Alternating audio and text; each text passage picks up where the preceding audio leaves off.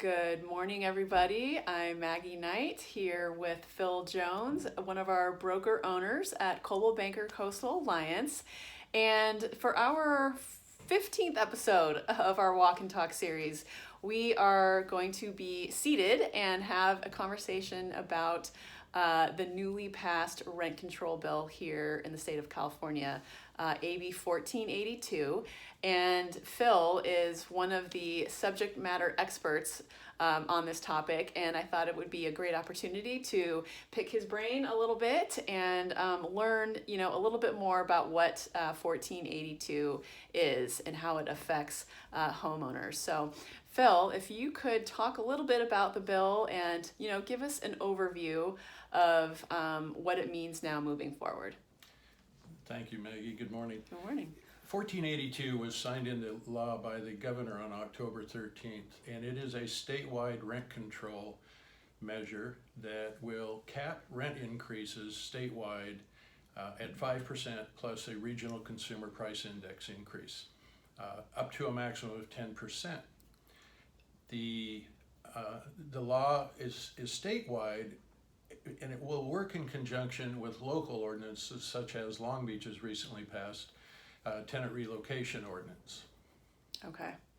Okay, so there are certain property types that are affected by this passage, and there's some that are not. So the ones that we know are not affected are single family homes, correct, if those get rented out, if it's less than 10 properties. If the property owner has less than 10 or less properties, it's an exemption. They Correct. have to provide any tenant notice that it's exempt from the rent control bill. Okay, and condominiums are also considered single family homes. Correct, okay.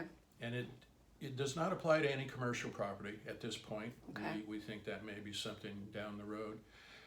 And it doesn't apply to owner-occupied duplexes, but they have to give the other tenant in that building notice of the exemption from the rent control cap. Okay. And it has just cause elements in it, and that is more bothersome to us. The rent increases, the percentage was not a concern so much, it's the just cause. For example, a property owner can evict a tenant if they do not pay their rent, of course, or if there's criminal activity in the property. Those are just cause elements. On the other side of the ledger, if the government gives the owner a notice to vacate the property, he will have to pay relocation fees, for example, to his tenant equal to 1 month's rent. Okay.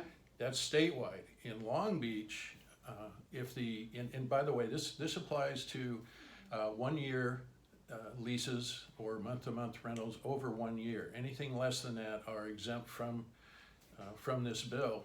But in Long Beach, the tenant relocation costs can range anywhere from $1,700 to $4,500. No.